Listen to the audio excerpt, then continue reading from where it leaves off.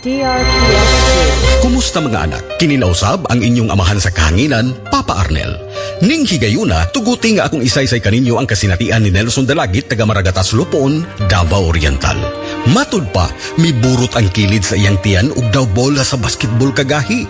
Nagsugod kini ni adtong nangarsa siya bukat sinakong mais. Sumala sa doktor, napugos kuno ang kusog ug nainat ang tinai. Usa kasi manang way maayong kinatulgan si Nelson. Usa kasi man usab na way kaon-kaon. Init tubig ray inumon. Paminaw ni Nelson, paingon na siya sa kamatayon.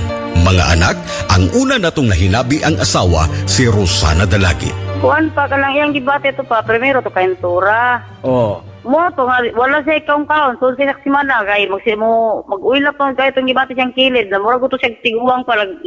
Labak ko nga ito kasakit siyang gibate. Palitan ako siya iwan at nga time kay painom ako siya buntag udto hapon. Antod paggabi ito ang gabi pa. DRPS2. Painom na ako. Yeah.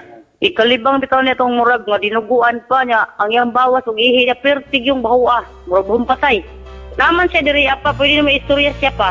Sige, babe, istoryahan ako, babe. Mga anak, at ang iugma ang pamahayag sa mismo nagyong pasyente Nelson Dalagit. Kini ang inyong Papa Arnel, muingon, to God be the glory. Katong panahon nga naapan nimo tong sakit, unsa nga matang sa pagantos ang imong nahiaguban?